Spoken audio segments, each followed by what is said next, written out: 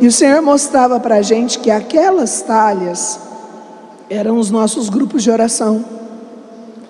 E que muitas vezes os grupos de oração, eles estavam vazios, não de pessoas, mas de unção.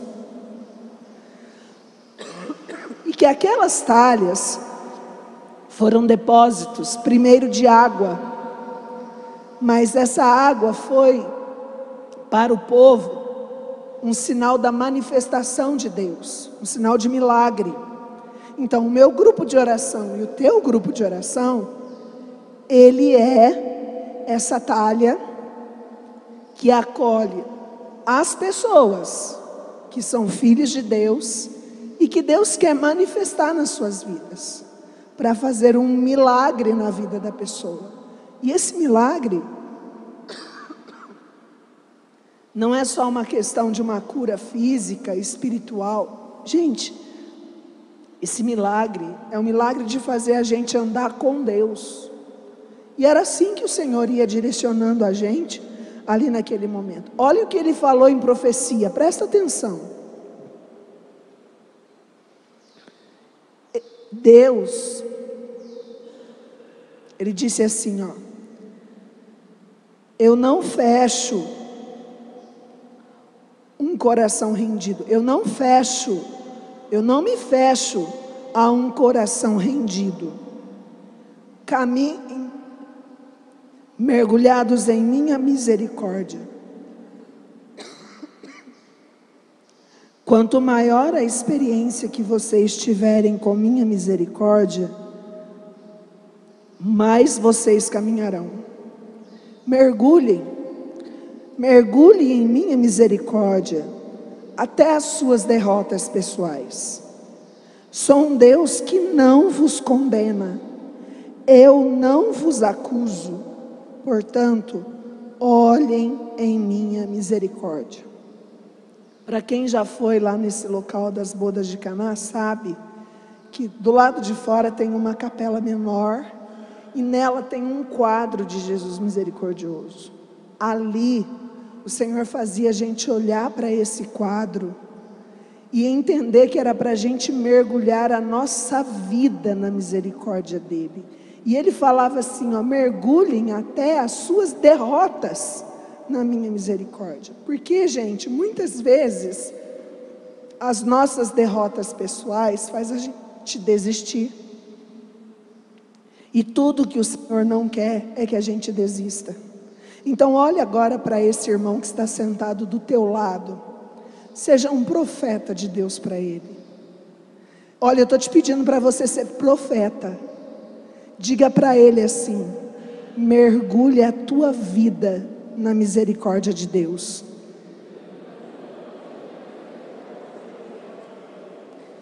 E é claro, né, meus irmãos, que se a gente mergulha a vida na misericórdia de Deus, nós estamos mergulhando tudo que a nossa vida contempla. A família, a profissão, o grupo de oração, toda a nossa caminhada na igreja. E Deus não parou aí. Ele foi seguindo com a gente, né? E Ele mostrava assim. Teve uma hora que nós nos enfatizamos nos pés de Jesus daquele quadro. Mas ali o Senhor falava assim, ó: eu convido vocês a caminhar numa estrada já preparada. Numa estrada já pavimentada. Isso para mostrar para a gente que a renovação carismática católica dentro da igreja, ela já tem um rosto, ela já tem um jeito de ser, e a gente não precisa trazer para a renovação carismática católica nada que não seja dela. E ainda, meus irmãos, eu e você, nós precisamos entender que esse caminhar na estrada pavimentada é caminhar com aquilo que a igreja nos ensina, aquilo que a doutrina da igreja nos ensina a ser. Isso não é bonito, gente? Eu sei que nós já estamos no final do ano, mas a gente pode pensar, né? Será que durante todo esse ano nós procuramos fazer isso? Será que a gente mergulhou a nossa vida em Deus? Será que nós caminhamos nessa estrada pavimentada da igreja, no sentido de sacramentos, no sentido de formação, no sentido da fidelidade, da gratidão a Deus, né? Então isso é muito importante para a gente. Outro ponto também assim, quando ele falava que nós somos chamados à intimidade, ele focava para a gente o que era a intimidade com Deus. Quando ele focou isso, nós estávamos no Monte Tabor, já era outro lugar. Lá no Monte Tabor, rezando pela renovação do Brasil, rezando pelos servos. Ei, eu rezei por você lá, sabia? Eu rezei por você, rezei por mim, rezei para o estado de São Paulo inteirinho, rezei para a minha comunidade. E lá o Senhor disse assim, ó, presta atenção no que o Senhor disse. É uma profecia que quer se atualizar na nossa vida.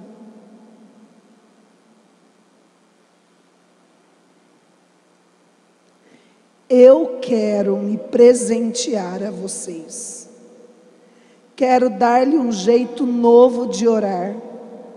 Quero ensiná-lo a orar até seu rosto brilhar como o de Moisés. Quero me presentear a você. Minha alegria bastar-lhe-á para sempre. Você sempre terá incômodos, porém já não lhe incomodarão mais.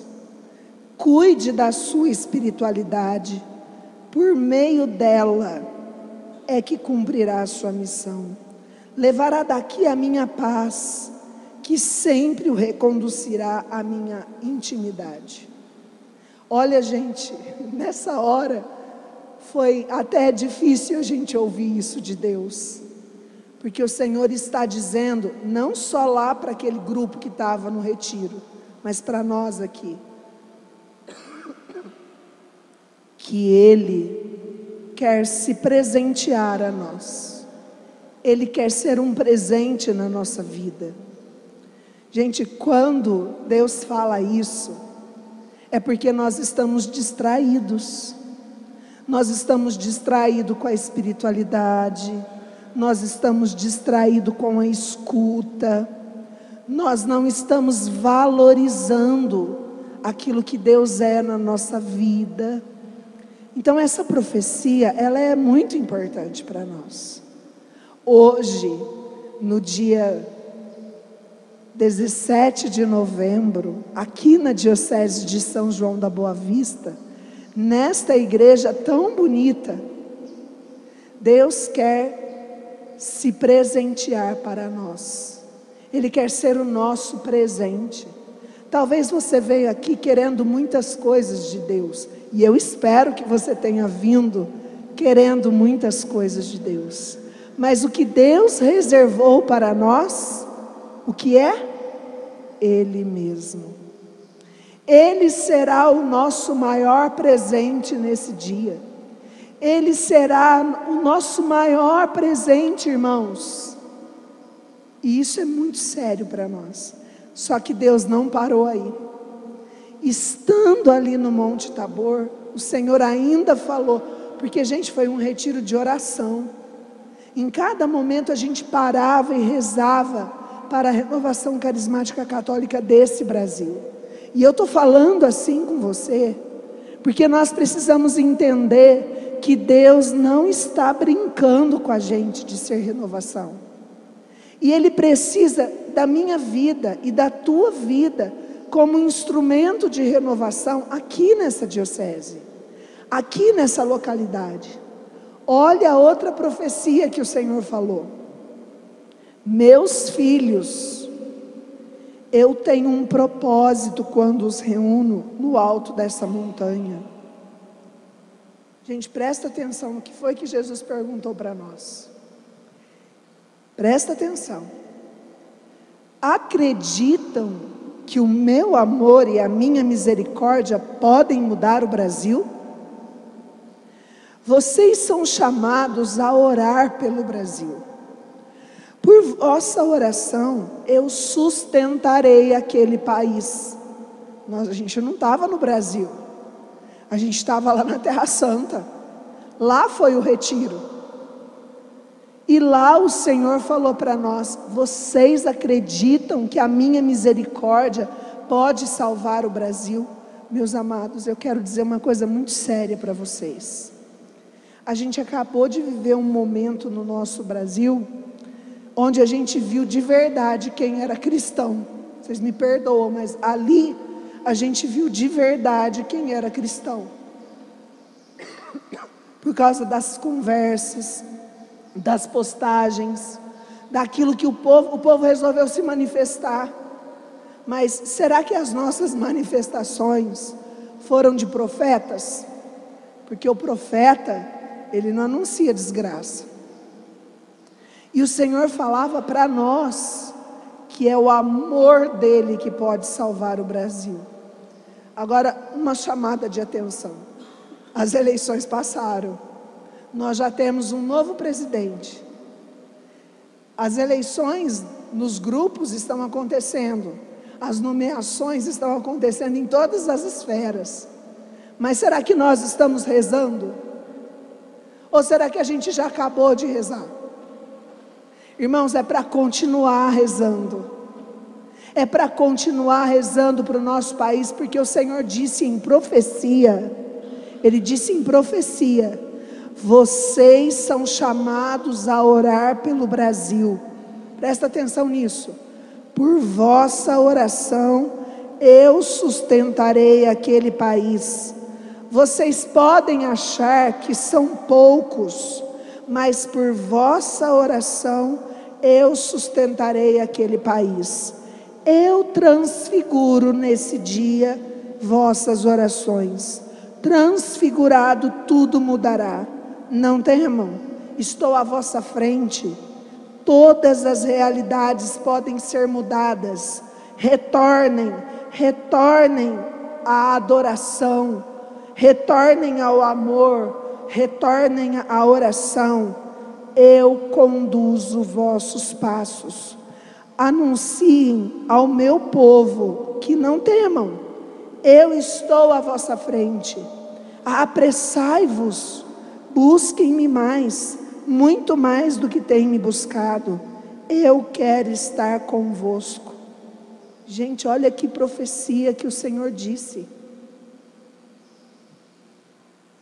Eu não sei vocês, mas eu aprendi na renovação carismática católica que a gente precisa anotar as profecias, que a gente precisa rezar com as profecias, que a gente precisa ser obediente às profecias.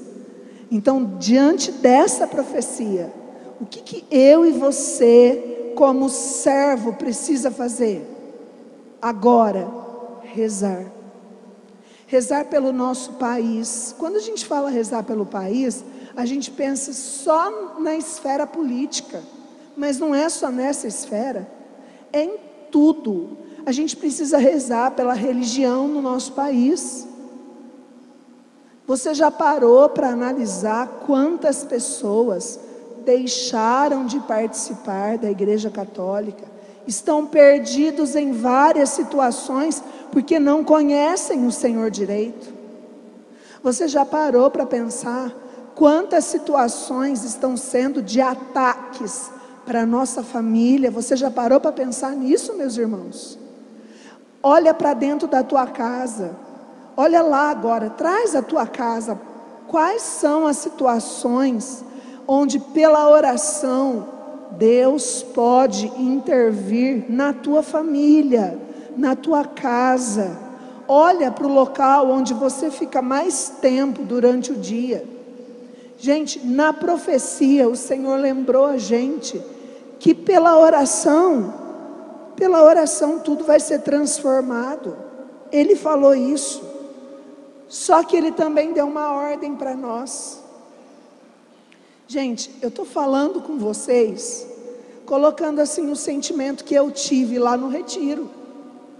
Porque quando o Senhor falou assim, retornem à adoração, você pode até falar assim: Lucimar, mas eu faço adoração toda semana. Eu tenho um horário fixo de adoração. Eu sei, irmãos.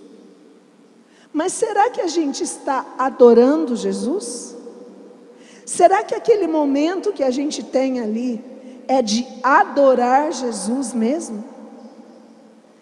Porque ele fala assim, ó, retornem à oração. Aqui, agora há pouco, a gente rezou, né? Nós tivemos um momento de oração aqui, e que Deus agiu ali nesse momento de oração. Mas, amados, é só aqui quando a gente está reunido? Não. O que nós aprendemos quando a gente começou a nossa caminhada na renovação? Que o servo, ele tem vida de oração? Nossa, Guilherme, o pessoal da Diocese de São João da Boa Vista esqueceu.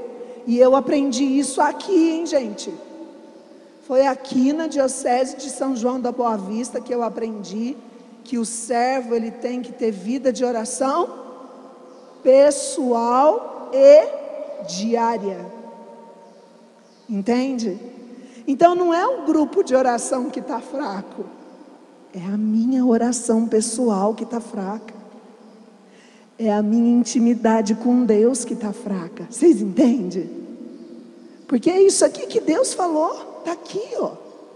Aí a gente quer fazer projetos e projetos e projetos e projetos. Pode fazer, mas Deus mandou fazer projeto? Aí a gente quer ir arrastar todo mundo, tá? E como é que eles vão encontrar o grupo de oração na hora que chega? Vocês estão vendo?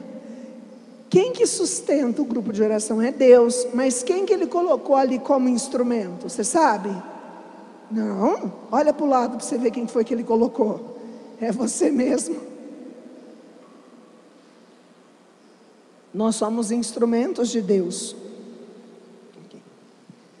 Então veja só. Eu falei da renovação da aliança, que é renovar o nosso chamado, né? Eu falei do sentido do que é ser íntimo de Cristo, e Deus nos quer íntimos dele. E agora eu quero falar para vocês algumas características da intimidade divina. Quando eu e você vivemos essa intimidade divina, quais são as características que refletem em nossa vida? Gente, isso aqui que eu vou falar, quem recebeu o primeiro puxão de orelha foram os coordenadores estaduais que estavam naquele retiro. Então aqui eu não vou puxar a tua orelha, mas aqui eu vou contar para você o que a gente descobriu, para a gente se avaliar, para a gente olhar como é que nós estamos e se realmente a nossa vida reflete essa intimidade divina, tá bom? Gente, tudo bem até aqui? Apesar da voz, eu estou conseguindo me fazer clara? Vocês estão entendendo que eu estou usando as profecias para falar aqui? Tá, então vamos lá. Primeira característica de quem vive a intimidade divina. Não é para olhar para quem não veio, hein? É para olhar para mim, para você. É para a gente olhar para nós mesmos. A primeira característica: somos felizes. Gente, apesar de todas as tribulações, apesar de todas as dificuldades, das perseguições, das situações que às vezes a gente enfrenta, de enfermidade, de doença, existe dentro da pessoa que é íntima de Deus uma felicidade. E olha o que o Senhor falou em profecia sobre isso. Eu quero vossos corações, quero caminhar com cada um em sua história, quero que vocês sejam testemunhos da cura que farei em vocês nesse dia. Quero vossos corações, vocês serão tocados por mim. Eu tirei vocês do lamaçal. Eu quero restaurar vocês. Não quero que vocês continuem a viver na superficialidade. Eu quero agir de maneira profunda em vocês. Se vocês me deixarem entrar em vossos corações, farei um caminho interior com vocês e daremos um passo decisivo. Eu vou contar para vocês como é que foi que Deus deu essa profecia para a gente. Quem já foi na Terra Santa, na Basílica do Santo Sepulcro, sabe que tem um local onde está o Santo Sepulcro, e tem um outro local assim, onde tem uma cruz, né? E a Kátia queria que a gente rezasse no Santo Sepulcro, mas não podia, porque o povo tem que passar ali, não tinha jeito. Aí a pessoa que estava nos acompanhando lá, o guia que nos acompanhava da obra de Maria, ele disse assim, ó: tem um outro lugar que vocês vão conseguir rezar. Gente, nós começamos a descer, era uma rampa que fazia assim, ó, desce assim, desce assim, e desce, e desce. E nós fomos ficar num lugar, a hora que desce faz assim, ó, era um lugar arredondado, que acima ficava onde estava aquela cruz, na igreja. Então era lá embaixo que nós ficamos para rezar. E ali, eu fui descendo a rampa, e eu fui falando assim: Senhor, para onde o Senhor está nos levando? Para onde a gente está indo? Porque conforme ia descendo, ia ficando frio, ia ficando escuro, sabe? Ia ficando só aquela luz ambiente mesmo. A hora que nós chegamos lá embaixo, o Senhor disse para a gente: eu quero tirar vocês da superfície. Eu quero vocês na profundidade de oração, de testemunho de vida. Gente, isso foi muito forte para nós. Foi tão forte que nós ficamos ali um momento de silêncio, porque era preciso ajustar o nosso interior diante daquela fala. Irmãos, eu estou falando para você que eu não sei quanto tempo de caminhada você tem. Alguns aqui, eu sei que são até mais velhos do que eu. Mas, amados irmãos, eu quero que você saiba que Deus hoje está olhando para você e convidando você a entrar na intimidade. Saia da superfície, porque na superfície a gente até reza, mas a gente só vê os problemas. Na superfície a gente até reza, mas a gente vê o que os homens construíram. Quer um exemplo? Olha aqui onde a gente está. Lindo, né? Maravilhoso, não é? Olha, dá uma olhada. É lindo isso. Eu sou formada em artes, então isso aqui para mim é maravilhoso. Toda essa igreja aqui é linda, é linda. Mas nós estamos na superfície. Gente, quando nós rezamos na superfície, a gente fica parado com aquilo que nós estamos vendo. Quando nós mergulhamos na profundidade de Deus na oração, nós enxergamos aquilo que Deus quer que a gente enxergue. Nós paramos para ter a visão de Deus naquela situação. Entende? Então é muito lindo o que Deus está pedindo para nós. Ele reconhece que a gente está rezando, mas Ele quer que a gente seja profundo. Então, fala para você mesmo: Senhor, me dá a graça de entender isso. Me dá a graça e a coragem de sair da superfície, de sair desses lugares onde eu me acomodei, de sair desses esquemas que eu fiz para a minha espiritualidade. Me dá a graça, Senhor, de descer nas profundezas. Tira de mim o medo. Dá-me a graça de ir desapegando de mim mesmo e ir mergulhando nas profundezas e ir alcançando a tua mais profunda intimidade. Tá vendo, gente? É desse jeito que nós vamos ser felizes. É dessa forma, né? Sabe que, ainda falando sobre a questão do ser felizes, Vocês nem imaginam qual foi a palavra que Deus nos deu depois de tanto rezar. Sabe aquela passagem da multiplicação dos pães? Então, olha o que Jesus fez com a gente. E eu quero partilhar isso com vocês, porque eu sei que isso é muito importante. E faz parte dessa característica de sermos felizes. Porque às vezes nós paramos nos problemas e isso nos impede de testemunhar a confiança em Deus, a esperança em Deus, tá bom? Olha só. Naquela passagem da multiplicação dos pães, quando a gente pega lá em Lucas e vai lendo, a gente vê que Jesus, ele se retira para rezar, e uma multidão vai atrás dele. Na palavra fala que são cerca de 5.000 pessoas.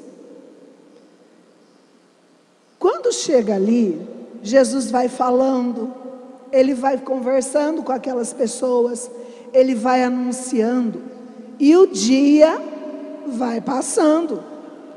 De repente, aqueles que estão mais próximos, os discípulos mais próximos de Jesus, um deles chega e fala assim: mestre, vamos despedir essas pessoas aqui, porque eles já ficaram aqui o dia inteiro, deve estar com fome, então vamos despedi-los, para que eles desçam até as aldeias e ali possam passar a noite. Me responde uma coisa, estava errado o que esse rapaz falou? O que esse apóstolo falou estava errado? Na visão humana não estava. Na visão humana, na ótica humana, ele estava resolvendo um problema, não foi? Mas o que foi que Jesus respondeu para ele? O que foi? Dai vocês mesmos de comer. Dai vós mesmos de comer. Por quê? Porque eu e você, que somos servos de Deus, que estamos íntimos de Deus, que estamos próximos de Deus, precisamos aprender a resolver as coisas na ótica do Evangelho. Gente, foi isso que Deus falou para nós, e é isso que eu estou repetindo para você. Eu e você precisamos sair da ótica do mundo e responder aos problemas com a ótica do Evangelho. Mas e aí? Lá na passagem conta que eles viraram e falaram assim: mas o que a gente tem não dá. Só se a gente sair, for comprar e trazer o alimento para eles. É claro que não está sendo desse jeito que eu estou falando, mas é esse o sentido, Amados, resolveria o problema e comprar o alimento e trazer para eles comerem? Na ótica do mundo, sim, claro que sim.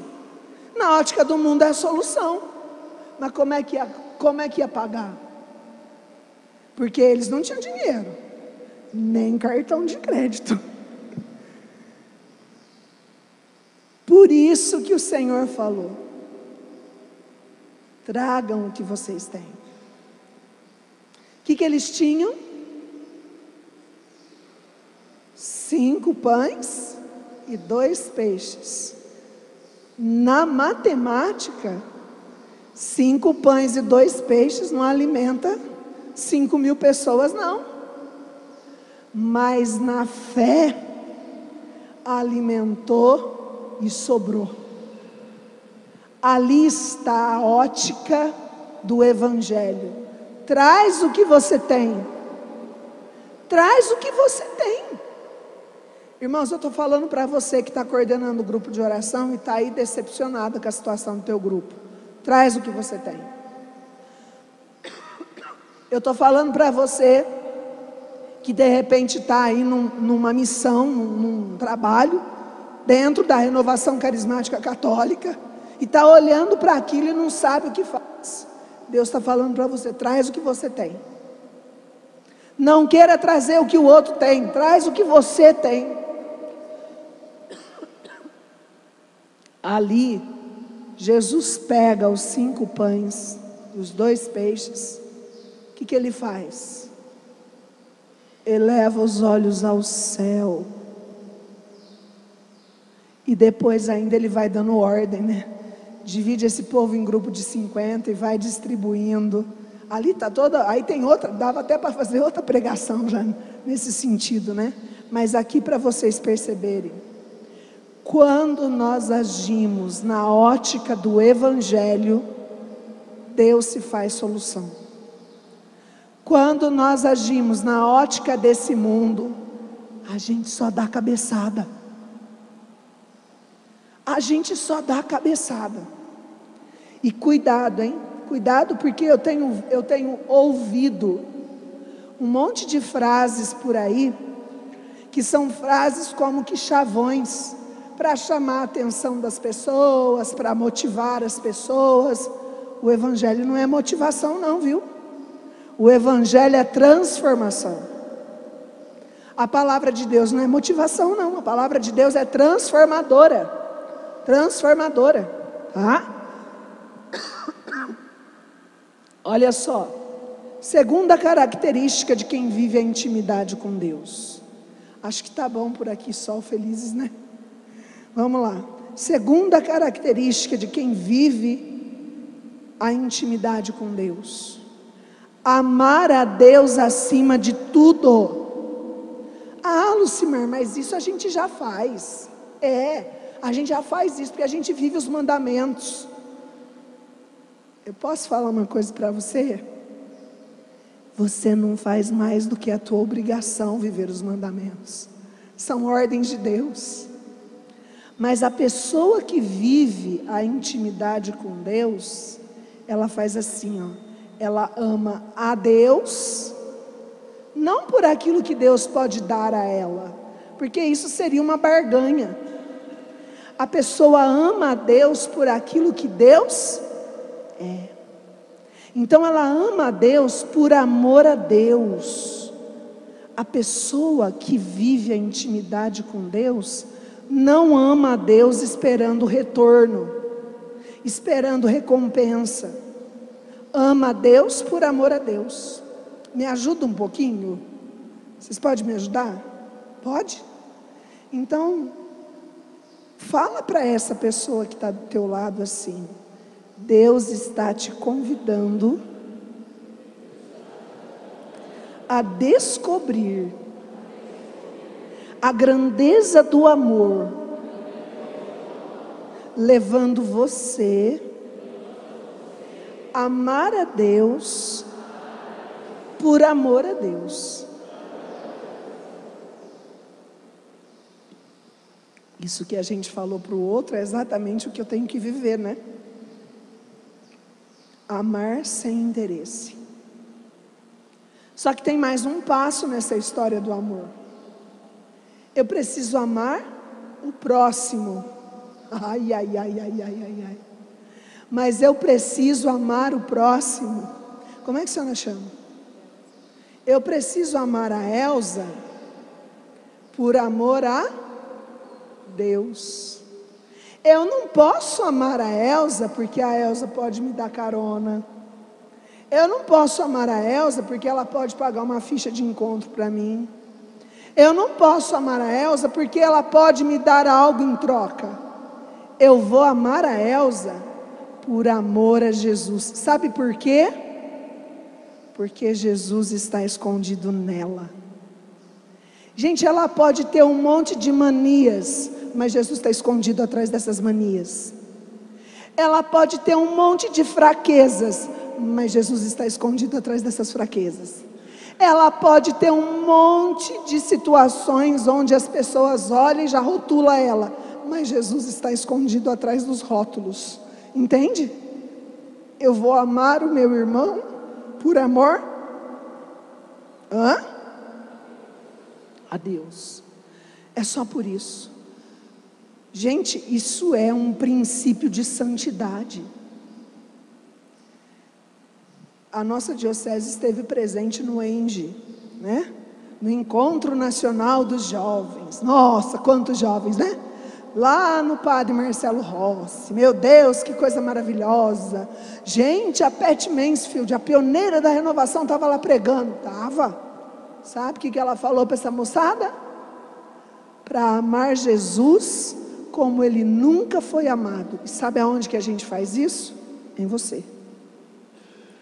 Eu vou amar Jesus no meu irmão como Ele nunca foi amado.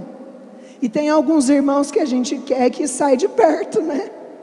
Ai meu Deus, acho que é melhor ele parar. Ai meu Deus. E gente, eu não estou falando só de irmão de caminhada não, hein? Eu estou falando de irmão de sangue. Eu estou falando do irmão do trabalho. Eu estou falando do irmão do clero. Amar Jesus como Ele nunca foi amado, porque Ele está lá, escondido naquela pessoa. Gente, é o que Santa Teresinha do Menino Jesus fez. Ela amou aquela irmã como ela nunca foi amada. Porque ela amou Jesus que estava escondido atrás daquela amargura dela.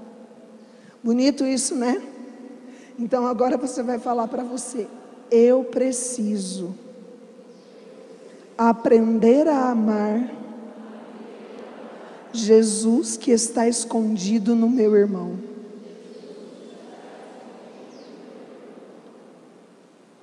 Se a gente tivesse um tempo maior aqui, a gente podia fazer até uma listinha, né? De onde a gente precisa encontrar Jesus no irmão.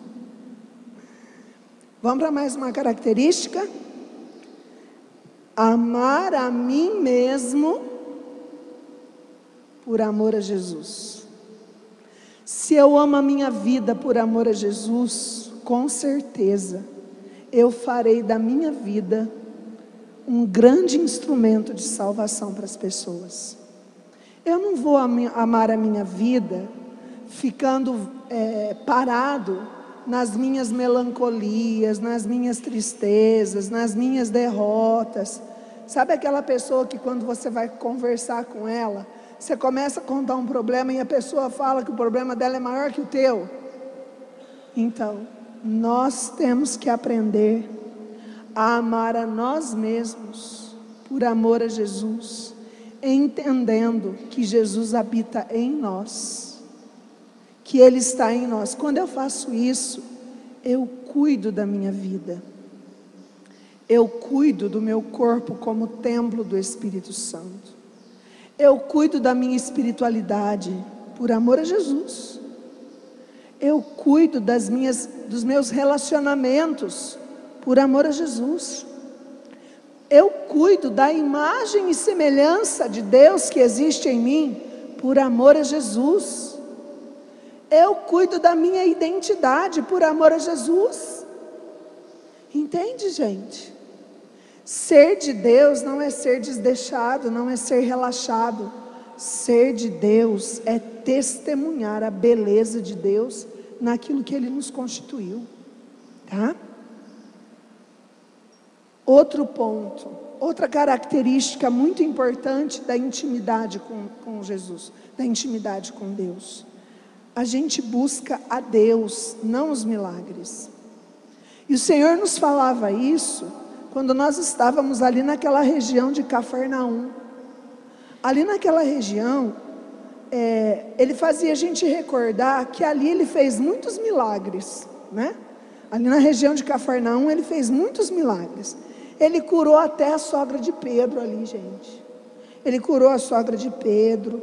Ele curou aquele paralítico que passaram ele assim pelo teto. Lembra da passagem do Evangelho? Ali quando ele estava retornando da região dos Genesarenos, Jairo vai pedir para ele curar, né, a filha dele que estava nas últimas. Aí Jesus acompanha Jairo. Quando Jesus estava acompanhando Jairo para ir na casa dele, ele curou aquela hemorraísa que fazia 12 anos que sofria com aquele fluxo de sangue. Então ali aconteceu naquela região muitos milagres, mas poucos foram os que seguiram Jesus. Por quê? Porque as pessoas pararam no milagre. Gente, ó, presta atenção. quem vai para o nosso grupo de oração não pode ir atrás dos milagres. Precisam ir atrás de Jesus. Eu vou dar até mais um passo aqui.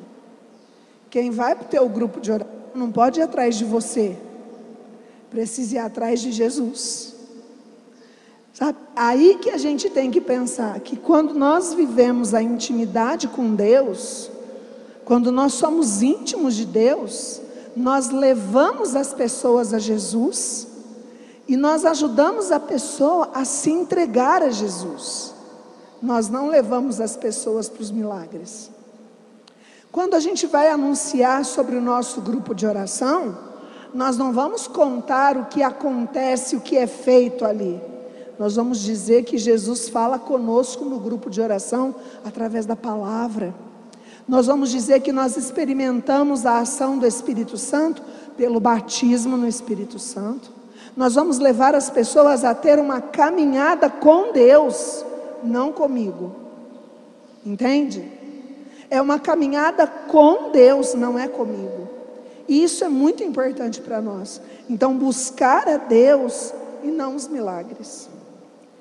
Agora, aqui eu quero ver assim a grande providência de Deus na nossa vida. Essa igreja matriz, ela é dedicada a Nossa Senhora das Dores, né? E aqui eu vejo um grande sinal de Deus para nós. Porque o último ponto que eu quero falar, o último ponto, né? É sobre um modelo de intimidade, um modelo de escuta, o modelo da Virgem Maria. Aqui está para nós servos um modelo a seguir. Olhar para a Virgem Maria e seguir o exemplo dela. E Deus falou conosco sobre isso quando nós estávamos lá na Basílica da Anunciação. E ali o Senhor fazia a gente refletir aquele lugar, porque aquele lugar era um lugar onde aconteceu o mistério da encarnação, e foi na vida de Maria que aconteceu. Ali naquele lugar nós refletimos a atitude de Maria, que foi uma atitude de escuta profética, que foi uma atitude de deixar Deus falar, de estar disponível ao Senhor. Ali nós vimos uma resposta de Maria, e não foi uma resposta para aquele momento, foi uma resposta para a vida toda. Então, amados irmãos, se nós realmente queremos responder a esse chamado à intimidade, nós podemos contar com a ajuda de Nossa Senhora, porque eu tenho certeza que quando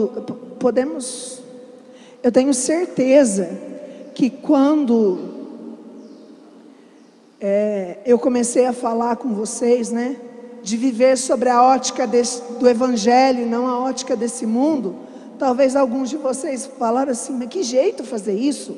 Como viver desse jeito? Talvez quando eu falei para vocês assim, sobre aquela profecia, né, para voltar à adoração, voltar à vida de oração, você talvez falou assim, nossa, mas eu rezo todo dia.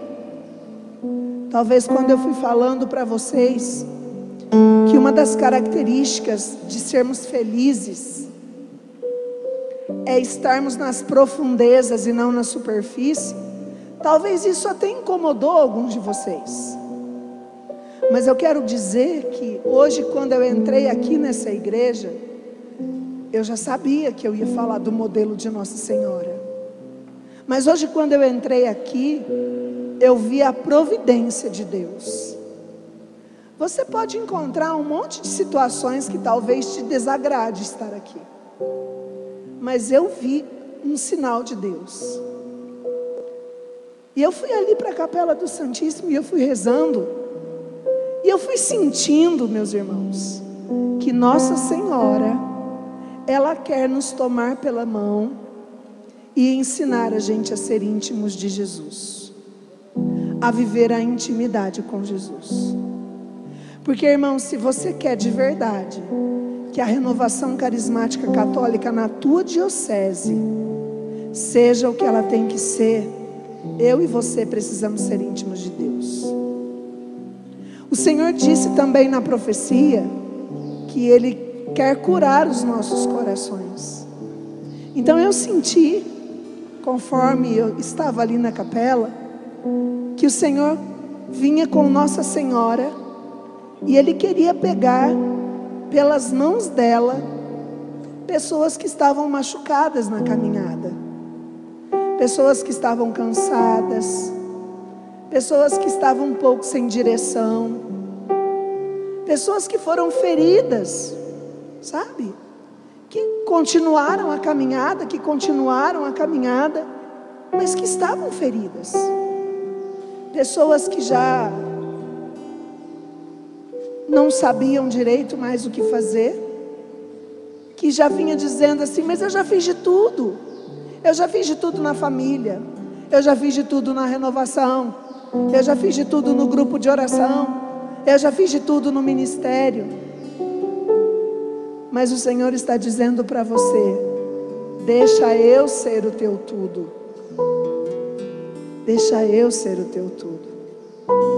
O Senhor me mostrava pessoas que estavam confusas assim, por não sabendo o que fazer. O Senhor está te chamando: vem, retorna. E não é para retornar com uma lista de orações devocionais, não. Retorna para estar com Deus, retorna para falar com Deus, retorna para ouvir a Deus, retorna para ser de Deus, retorna para adorar a Deus. Gente, conforme eu fui rezando ali um pouquinho, e foi bem pouquinho que eu rezei ali, o Senhor foi assim, me fazendo recordar de situações naquele retiro, onde isso não está nessa pregação, mas eu vivi isso no retiro, e eu quero partilhar com vocês, porque Nossa Senhora quer nos ensinar a fazer isso. Às vezes, nós construímos altares para nós, sabe? E a gente enfeita os altares. Mas sabe o que Deus pede para nós? Para a gente colocar no altar os nossos Isaques. A gente teve um momento lá no retiro na Terra Santa, que a gente chegou assim, tinha uma pedra, que era mesmo como um altar. E aí a gente, sem perceber, nós fomos fazendo um círculo em volta daquela pedra. Sabe? Fica também no Monte Tabor. E de repente nós fizemos o círculo e ninguém conduzia a oração.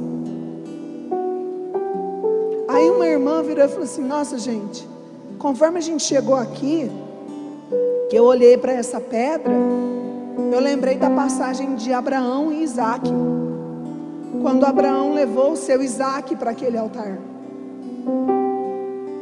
E daí a Kátia já pegou aquela moção e foi dizendo assim para nós, que era preciso que a gente colocasse naquele altar os Isaques que a gente tinha levado para o retiro. Aquilo que nós estávamos colocando como o motivo das nossas alegrias. E nós fizemos isso em lágrimas ali. Outros grupos passavam e viam a gente fazendo aquilo. A gente fazia aquilo em lágrimas. Porque não é fácil a gente reconhecer que nós colocamos Isaques na nossa vida. E hoje, a hora que eu fui rezar ali, eu lembrava disso. Então eu quero convidar você a sentir que nós estamos aqui, nesta igreja, que é dedicada a Nossa Senhora das Dores, porque ela quer vir pegar todas as nossas dores. Então, sentado mesmo como você está, rasgue o teu coração para Maria agora.